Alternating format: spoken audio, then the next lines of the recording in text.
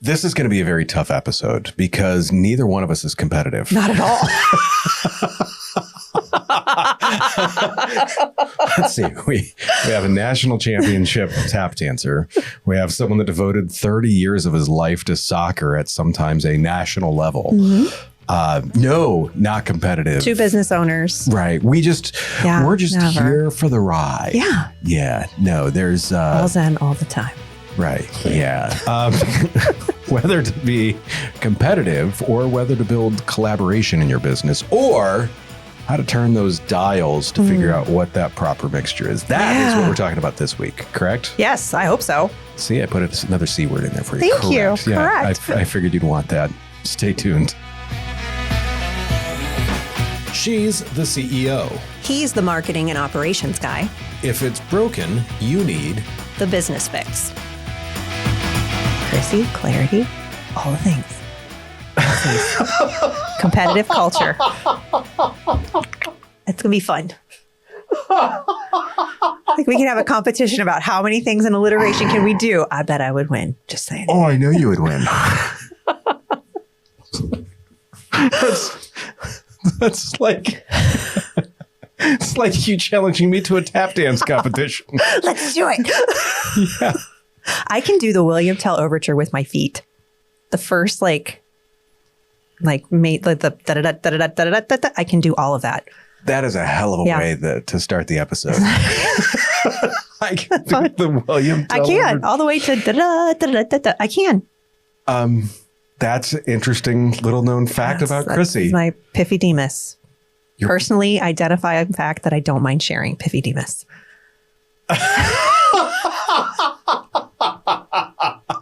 You're welcome. The William Tell overture.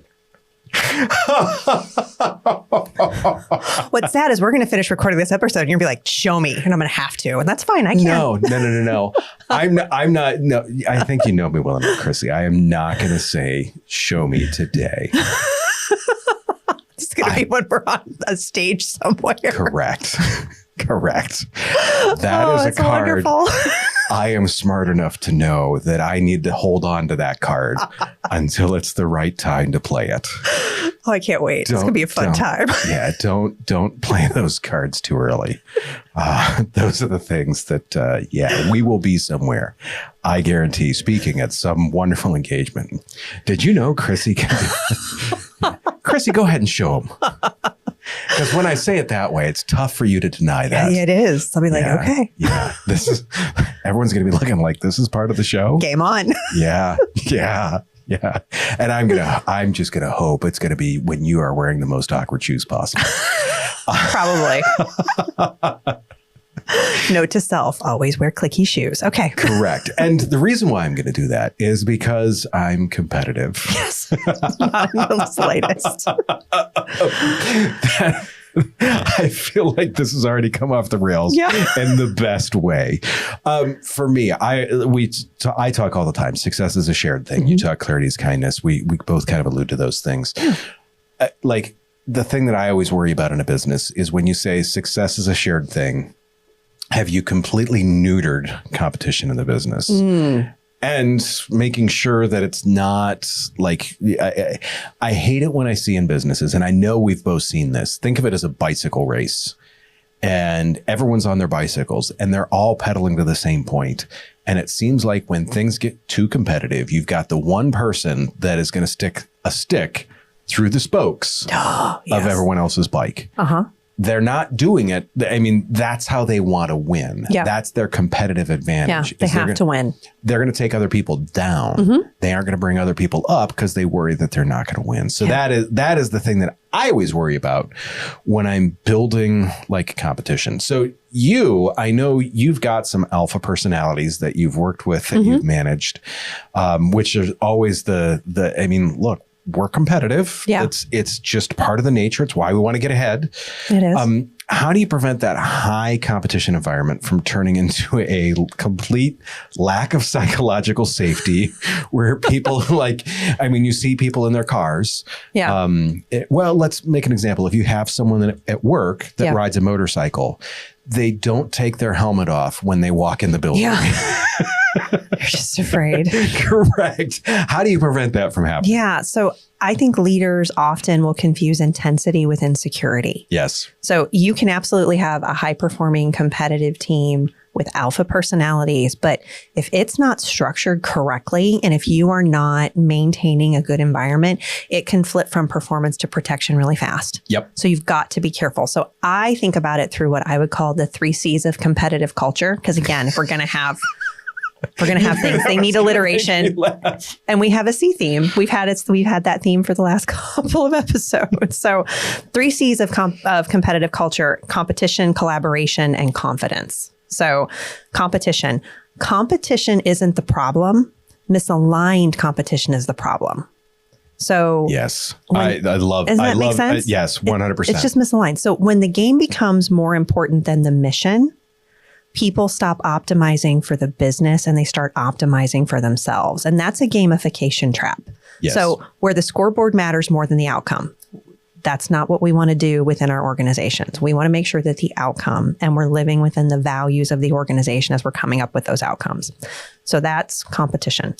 Second is collaboration. And that is, if your competition doesn't require collaboration in an organization, I think you're already lost. Yes. That's my personal opinion. I wholeheartedly agree. And I know that there's some people in a high driven sales environment like, we don't agree with you. I'm like, and that's why people leave your organization all the time. Yep. You have got to have collaboration there, because in a healthy system, the best players don't win alone. They win through the team. So there's a reason why success is a shared thing for you and teamwork is a core value for our organization. It's about collaboration. So if people are hiding mistakes, they're hiding information, they're avoiding asking for help because they don't want to look weak. Yep.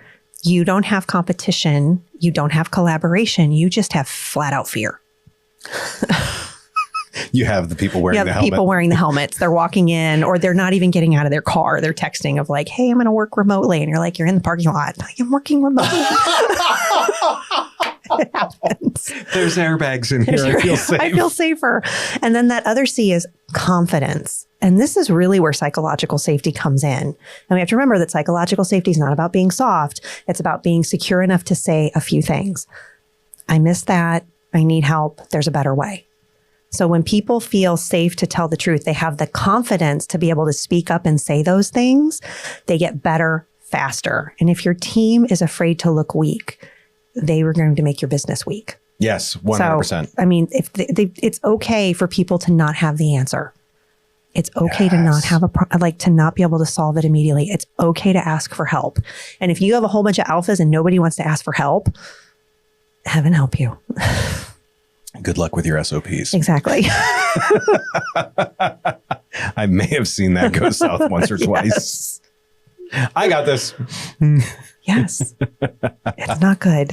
No, it truly isn't. So, I mean, how does one turn into the other? So like, how do you get from like individual excellence and not create those silos? Correct. Okay. So I would say you're talking about incentive design becoming your culture design. So, because often we talk about how we got to design incentives. People have to have targets. We have to give them a reason to want to do the job. Yes. Okay. People don't just do what you say. They are going to do what you reward. So we've got to make sure we shape the path. So if you only reward individual output, you are always going to get individual protection. Yep. So if you're rewarding group output, you're going to get the team moving forward together. So let's go back to those same 3 C's. So competition. Yes, we reward excellence. High performers should win. But the definition of winning has to include how they win, not just what they produce. How did you get there? No cheating. Or stepping on everybody else? Did you get there by tripping Bob in accounting? No. We don't do that. That's not how you win a marathon. No. Is by stepping on every other runner. Did you get there by talking to the person that does the lead gen so that you're the only person that's getting the leads generated? That's cheating. It's how did we get there? Did we get there together?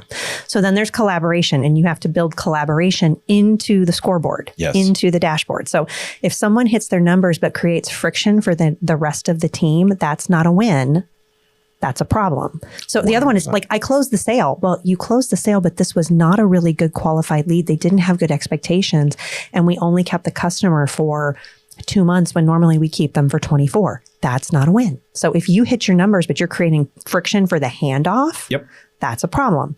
And I think, Josh, you model this constantly in your organization. I mean, you're sharing success. It's success together. Right. We're doing all the things, how we hand off, how we do these things. And I mean, at AUI and Clarity, we talk about like teamwork is that core value. So again, you model what you mandate and you're baking it into your organization. So collaboration has to be part of the framework of what you're doing.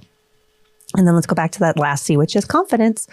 And, you know, when people trust that helping someone else won't hurt their standing, they start sharing information, sharing shortcuts, sharing wins. So that's the other part is you've really got to make sure, you know, as we're collaborating, it helps us move forward and we're building confidence, we're building cadence. And, you know, you helping someone else is helping, is helping the organization, which is truly helping you. So it becomes that cyclical.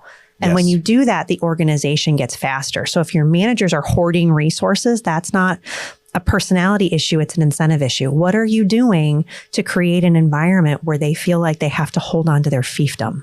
So people protect what you measure. I love how you put that. They do.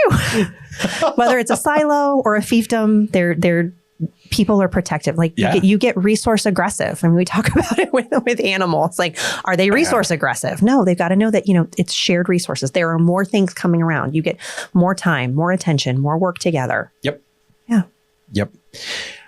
Like, how does competition become comparison though? Because I see in so many cases where people are like, I remember when I was in sales at Summit Racing Equipment. Mm-hmm. They put they didn't put names, but they put employee numbers down. Yeah. And they put the sales for the month down. Right. Okay. So who's selling? Yeah. And you can look, and it doesn't take but 1 or 2 months to figure out who has what employee number. Yeah. They may as well have just put the names there. Well, and that's it. Like, you don't need to, if you have a small sales team, I don't think you need to de-identify the information. No. It's the conversation around, hey, Josh has all the sales for the last quarter. Josh, what are you doing to make it work so well? Like, and if you're like, well, it's just who I am. We're like, no, tell us more. Tell us what you're doing. Tell us how are you generating your leads? Are you getting the same leads that everybody else is getting? And you're like, maybe. And so maybe you're taking more leads than somebody, or maybe you've got a good network. Like, what is going on? Like, let's share the conversation. So competition turns into comparison. I would say you've got a few red flags around it. There's that leaderboard obsession. Yep. Like, who's in charge? We had that. Yeah. You have anxiety around rankings. Oh my gosh, I'm number 5 out of 5. Oh no. It's like Survivor. I didn't want to be out of the top. If I was ever out of the top 10, I was losing my ever loving mind. Yeah. And then you've got people celebrating wins less and comparing more. So it's like, oh, well, you closed a sale. Yeah, but I didn't close 10 sales like Bob. I mean, like, when you get to that space, you know that competition is turned into comparison. And that's when people stop focusing on the real work and they start focusing on each other. And then you lose all of that. Oh, 100%. You lose direction. The other one, I would say, like with collaboration, there's an opposite to collaboration too. It can become concealment. Yes. So, and I think that's one of the biggest red flags for an organization. And this is when they stop sharing best practices, they stop helping their teammates, and they stop raising issues because they don't want to lose their edge. So when you're like, I don't want to lose my edge. So then you've crossed that line of where competition is unhealthy. Yep. And then in that case, we've got confidence, where confidence becomes caution. And so when people start playing safe instead of playing to win, you've lost that psychological safety in your organization. So people immediately, they stop taking risks, they stop speaking up, and they challenge decisions because they're protecting themselves. They're no longer looking at the organization as something where we all win together. Yep. Collaboration has died. We are competing to the death. Becomes the Hunger Games. It's not what you want. That pizza party you had was the funeral for collaboration. You buying pizza for that top sales month, that was the funeral for collaboration. Well, and I would say too, it's something that's when you have an environment of constant competition, your top performer of today can become your top flight risk tomorrow. Yep. And that's because, I think often in high competition environments, it is a high risk for burnout.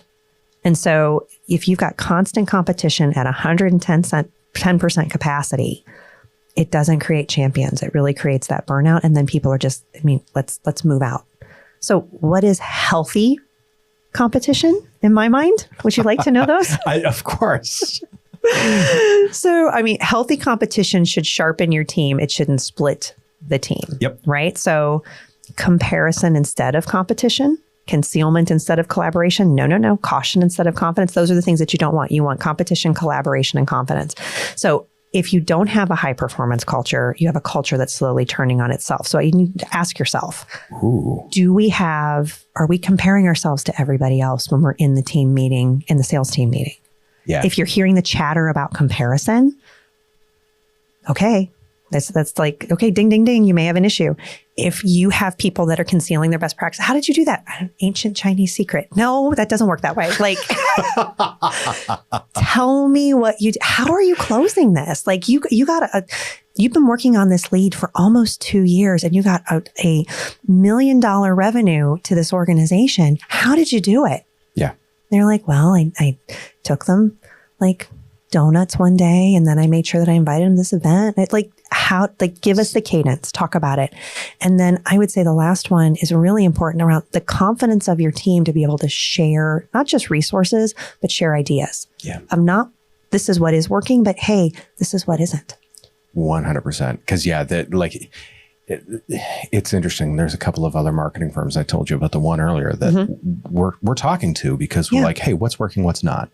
Why should I spend money on stuff that's not working? Exactly. When we're trying to be collaborative. Let's all figure this out. Yeah. Let's figure this out together. Yeah. So how does internal competition impact the actual machine?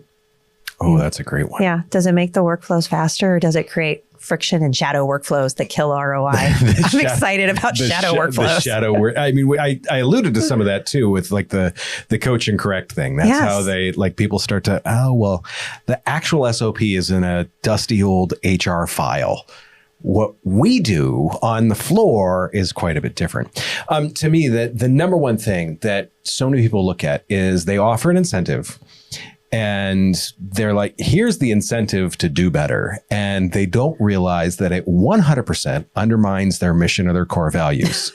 I see it all the time. Oh, yeah. When we talked about the mission statement and how no one cares, that's the number one way that no one cares. Hey, here's our mission statement. Here's how you're incentivized. They are 180 degrees from each other. But we offer you pizza. And unlimited PTO that we never approve. Correct. So to me, the thing that I love the rising tide raises all ships. Success is a shared thing. All those hunky dory stories. To me, the non-zero sum scoring. So designing competition so one person's high score does not come at the expense of someone else's. Yes. You can do that in sales. As long as you have boundaries, as long as you have those items in place. Once again, if I win, you need to make it so if I win, the operational debt down the line should decrease. It can't get worse. That's the only way that you can win. The next step to me is quality score. Cleanliness of handoff, quality of work, things of that nature. So we realize like when I look at like, let's say YouTube thumbnails, if someone wants to bring me a new design on that and it looks like my 5-year-old niece did it. No. Just because you brought me 4 new designs this month. Yeah. I'm not going to reward that because once again, the quality wasn't there. Now, if you bring me the high quality, if you bring something that's got something new to it, if you bring me something that's got, maybe there's an animation to it, something of that effect, then yes, okay.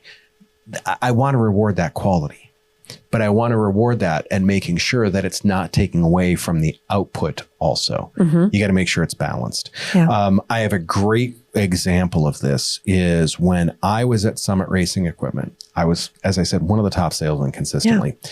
They would look at my phone and be like my phone numbers and then be like, Josh, you're not taking enough time with the client. And I'm like, okay. They're like, your talk time's way too fast. Because I know what they need and that's why they call me. Correct. Duh.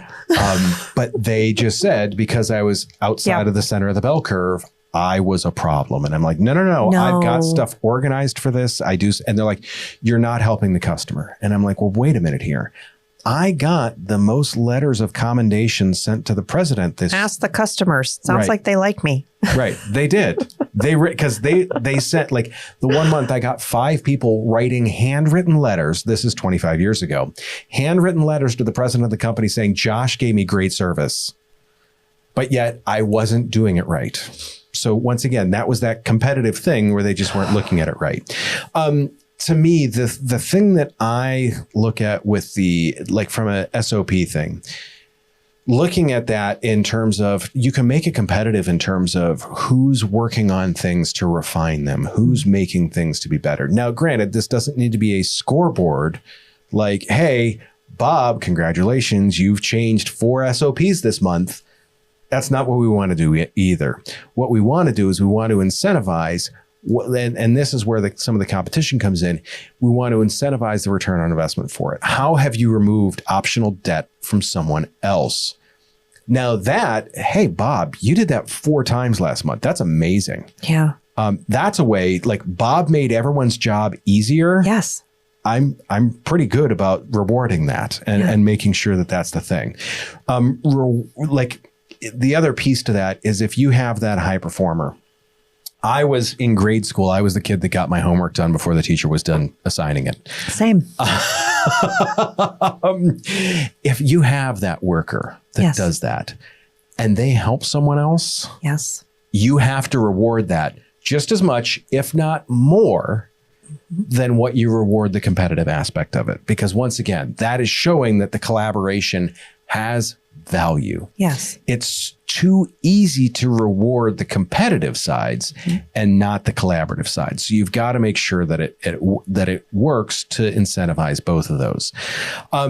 The other thing that, we referred to the collaborative piece. Yeah. I saw a competition, and it was out of the fear. It's out of the lack of confidence.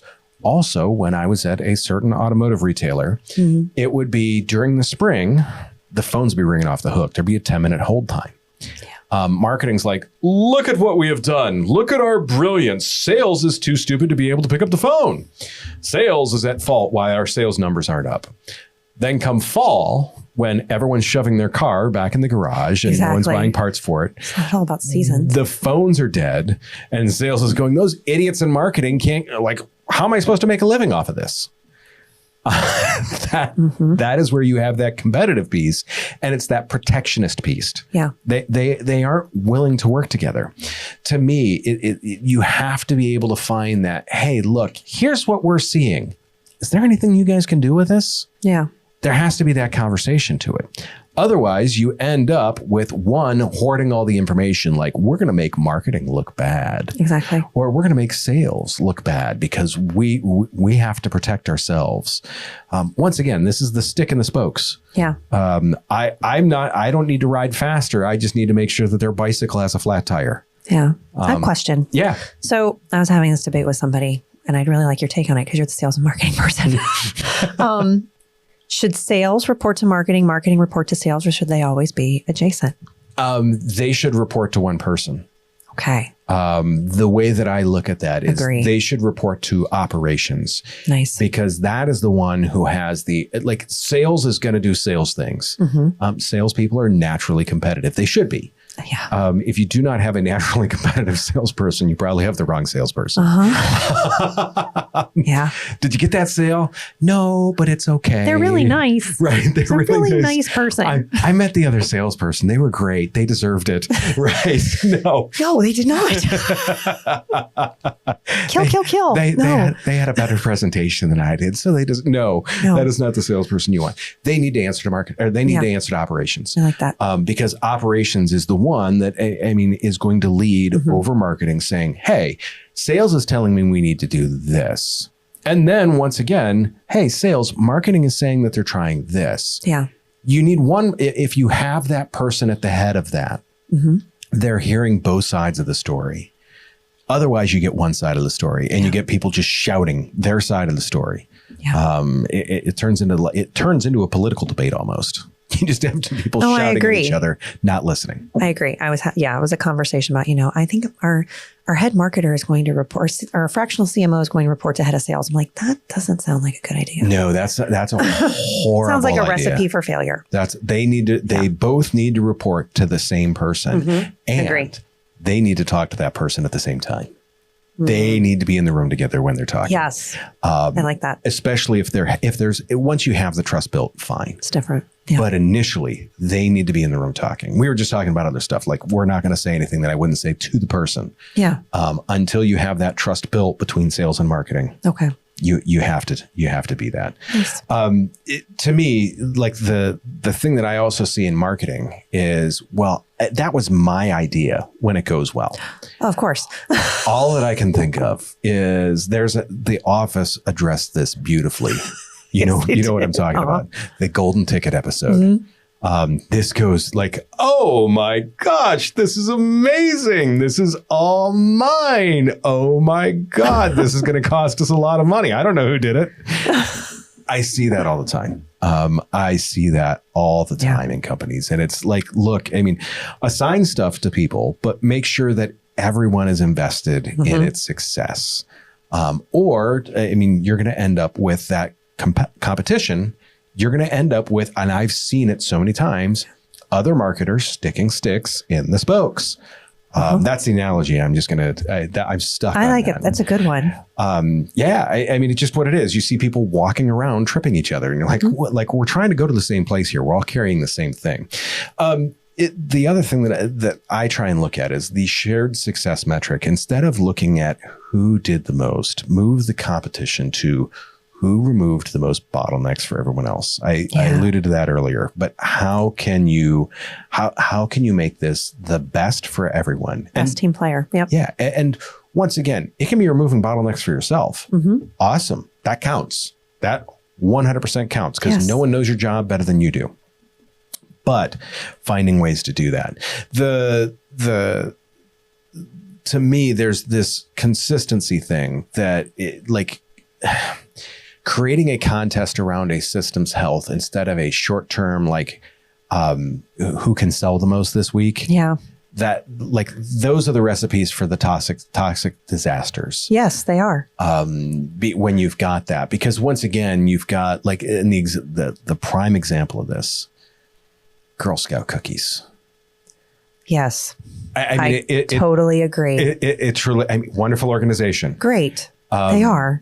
But if you want to see a toxic sales culture, look to the Girl Scouts. I would say the parents of the Girl Scouts. But right. Six of one, half dozen another. But that is 100% it. The thing that I always worry about when it comes to this competitive culture is if it is this nonstop competitive driving culture. When you were tap dancing, you ever get burnt out? Oh gosh, yeah. Burnout, injured, like, I don't want to do this anymore. Yeah, I did. Same with soccer. And it was because, I mean, granted, there's certain people, I think you and I are in a minority of people that are like, okay, I see what the goal is and I'm driven enough to get there. A lot of business owners are. Yeah. 98% of their employees are not. That's why they don't own the business. Correct. Duh. And it like, when you are pushing people that hard to be competitive, you are pushing them towards that ragged edge of burnout. Well, and I would say too, as you set targets, if you have a freak of nature in your organization in a position, I know where you're going. Do not set the targets where that person is the only person that can hit. Oh, well, that's normal. Like, you just like, you sometimes have to, you differentiate between mean and median. Yes. And it's same. The reason, we're talking about, like, whether it's public education or anything, you have to figure out, what is the right target for the average or for the ideal person that you are putting in the role, not the person that can, you have one person that can sell $10 million in sales in a year. That's fantastic. The average is actually 500,000. Right. So you've got, and then you're like, I don't understand why nobody can compare this person. And it's like, then you're frustrated. You've got to understand when you have something that is extremely rare, when it is rare, and then how you incentivize that can sometimes be different too. So that's the other part. It's like, you've got to be willing to say, like, everybody's a widget. No, they're not. You've got to be able to figure that out. When you get confused as to how to deal with that, if you get an extremely high performer and you're like, I don't know how to incentivize them, call an HR consultant. They'll help you. You know one, don't you? I know a couple. Just a few. Smattering. That being said, smattering. Love that word. Something that I want to, like, talk back and forth about here. One way that I like to set up competition is against themselves. Yes. So instead of against other people in the organization, so they're tempted to stick a stick in Bob's spokes. Say that 5 times fast. Is instead of them tempted to do that. Yes. Like, do you like the, hey, let's compete against who you were last month? Yes. I like progress over person. Ooh, I think it's like really that. important. So when people are competing against each other, someone has to lose. Yes. But when they're competing against themselves, everybody gets to win. And not that we have to be, yes, I am a millennial. Shut up. You know, I knew where you were going. You knew I was going to I'm married to a Gen Xer. I saw the look. Like, stop it. It's not everybody gets a trophy. It's creating an environment where everybody wants to move forward faster. And that's it. I do believe that there are winners, but I do not believe as an organization that there has to only be one winner. I believe that the whole organization as a whole can move forward. So progress over person. So you got to shift from peer pressure to personal progress. It's interesting. The 2 things that I like with that is we are competing against other businesses. Yes. Not against ourselves. Exactly. So if you can do it as a better than last week, great. Yes. That is a huge thing. Yes. Because like to me, okay, I lift weights. If I constantly compared myself with other people in the gym. Oh gosh. Right, Same. Right. It would just, you would find me typically in the gym crying.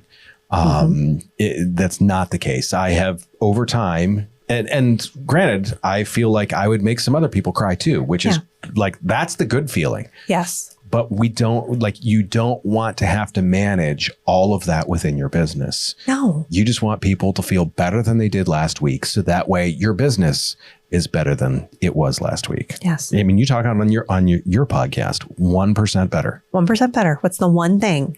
And if you're talking about like, if you've created a scoreboard where it is, we got to beat somebody else, we got to beat Joe in the team, then you're going to create secrecy. And that scoreboard beat last month, I mean, when we're doing it all together, you get sharing. I am totally fine if we are mortal enemies with our competition. Yes. I'm totally okay with that. Same. We call them Satan. We call them other names. We do the thing. We are cutthroat at AUI and Clarity internally in how we talk about our competition. Right. We'll also collaborate with some of them occasionally. Same. But when it comes to each other, it's how do we help each other? Yep. How do we work together? I mean, we have cut the people in our organization who were brilliant jerks and just said, I am the only person that can do it right. Yep. Yeah. So here's the next one. And I want to say this correctly. Sales versus operations. How do in this corner, weighing in at 4,562 pounds, we have sales department. In this corner, weighing at 4,898 pounds, we have the operations department. Let's get ready to rumble. How do you keep that from happening? Oh, okay. You weren't ready for that, were you? Okay, let's bring it back to 3 shared anchors. Yes. 3 things. So expectation, what are we promising the client? Execution, what can we actually deliver consistently? And experience.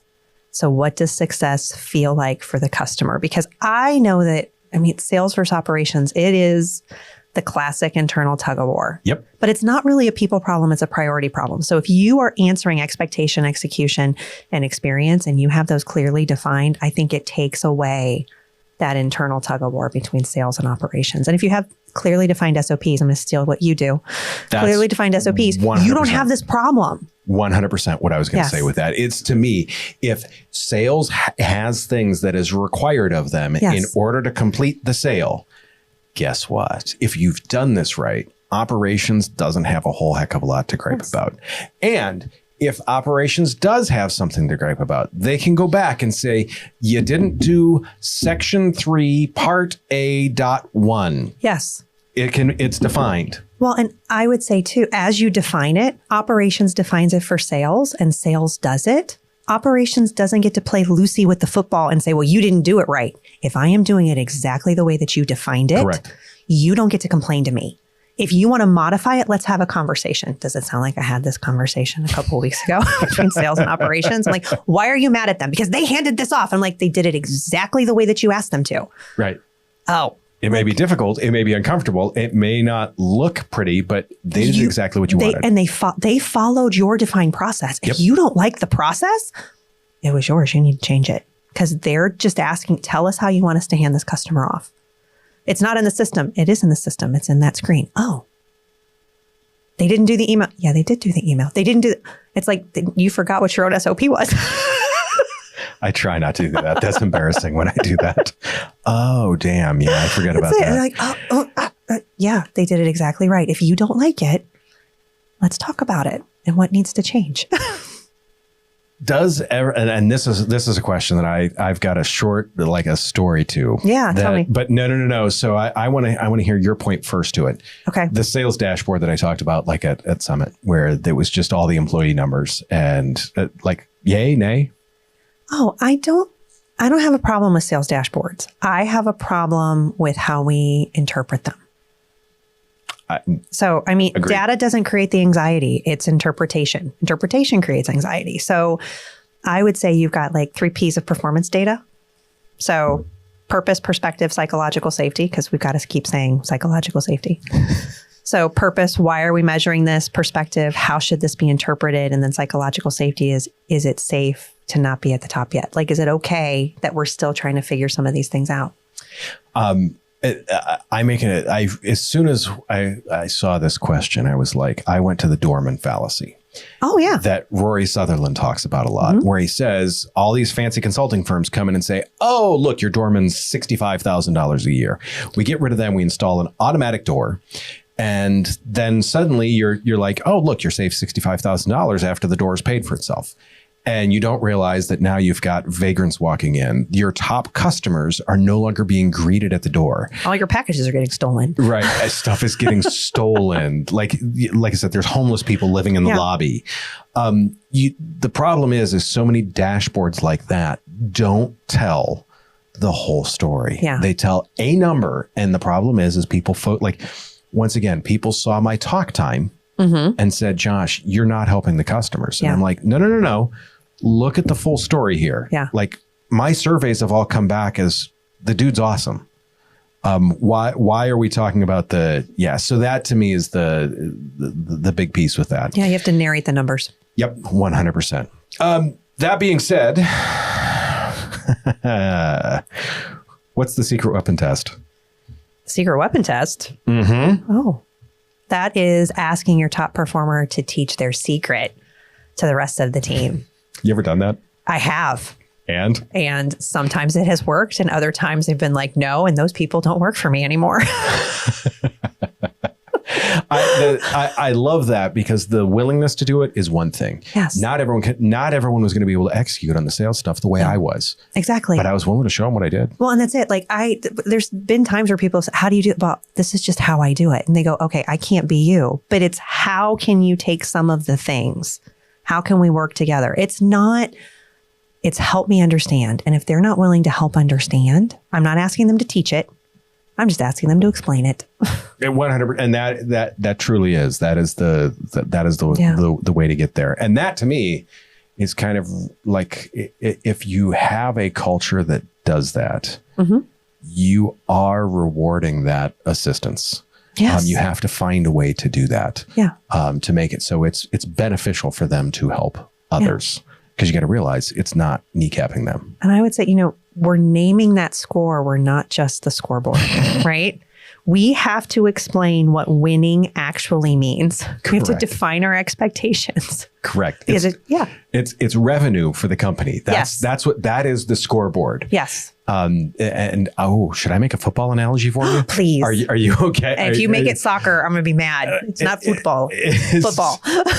Is individual tackles have an effect on the score. Yes. They are not the score. No. Sacks have an effect on the score. Absolutely. They are not the score. No. And you should keep track of those numbers. But you should also tell people that, hey, revenue and profit really is the score. Gross profit is the score. It's not how many phone calls did you make this week? Yeah. Yeah. The other thing that I always feel too is you have to be clear about the rules between Like if you allow your salespeople to corner cut or competitive people to corner cut, yes, they're going to. Yes. I did too. That's how I got ahead. Do it all the time. Right. I am my problem. Right. Why, what, like you're, and it's funny. And I'll use the Summit example again. They're like, you need to slow down. And I'm like, so I can make less money? Yeah. Why would I do that? They're like, well, you need to. And I'm like, for what? Need so you can make less money? Right. Why? Yeah. So yeah, to me, it's making sure that you're competing on the things that are actually getting you to what you need to go to. The kind of a last statement with this here. Yeah. Healthy competition should elevate, not isolate. Yes. It's very simple. I yes, 100% with that. One quick shot topic. Yeah. Employee of the month. Yeah. What are your feelings on this? I mean, it really depends on what you're rewarding. So recognition works when it reinforces culture, not when it feels random. So you've got to be purposeful in what you're doing. Tell me why you're doing it. And if it's just because they made all of the sales, you can't. No, I don't like that. I hate it. Yeah. I absolutely despise the employee of the month. You know why? Because it's either Bob every month, because Bob is the rock star, or it's a participation trophy. Yeah. We gave it to Bob 4 months ago, so we can't give it to Bob again. Who else? And we gave it to the second and third performers. Yeah. Who can we give it to this month? Yeah. So I would say, and people see, like, they do. Employees see through that. They do. Now, if employees are nominating and their work, if it's more collaborative, if this is a way to create collaboration in your organization, I am a huge proponent of it, but there's got to be purpose around it. Yeah, no, I if it's the team player award or something like that, sure. But once again, you're typically going to have one person that you're going to be giving that award to every month. And after Bob's won it 6 months in a row, frankly, I don't care. I know it's automatically Bob's. Well, and I would say to be very frank, these are the types of strategies that work in very large organizations that need to build culture across multiple states, multiple regions. This is not for your 10-person small business. No. Stop. I'm sorry. It's bullshit. Don't do the bullshit thing of employee of the month when you got 5 freaking people. It's just dumb. Sorry. I had to swear. We don't do it. No, I wholeheartedly agree. It is that, like, because once again, it's Bob. Yeah. Bob's just the rock star. Or it's the business owner. It's me every month. Really? No, you don't get to be employee of the month. That's why nobody wants to work for you. I don't. No. But I am. I'm awesome at what I do. So am I. I'm never going to make myself employee of the month. No. People have told me I've got an ego. I do not have that much of an ego. That being said, seems like a great place to wrap it up. I had to enter this in because I need to try and say this, because we covered Chrissy's 3 C's of competitive culture, competition, collaboration, and confidence. To go with the 3 C's of leadership: clarity, consistency, and care. Yeah, but we just need to have an all C episode where every word that we say, we're not allowed to say anything unless it has a C in it. That could be fun and scary at the same time. No, it wouldn't be. I can tell you right now, it would not be. No. If you'd like to see that, though, go to businessfixpodcast.com. Give us that suggestion. Give us a review on the platform. Let us know if you would like to hear us do an all C episode or an all D episode or an all E. Maybe we pick a Q episode. Yeah. Oh, X. We'll play. I'll play the xylophone for the William Tell Orchestra that you're going to tap dance to. Yes. We'll do it in Xenia, Ohio. It'll be fun. The next episode, the real reason why hybrid work still isn't working as well as it should. Because, well, you're probably making a mistake with it. I've made a few mistakes with it. Doing it wrong. Yeah, I may have. Okay, me too. Do us a favor. Take care of yourself if you can. Take care of someone else too. We will see you very, very soon.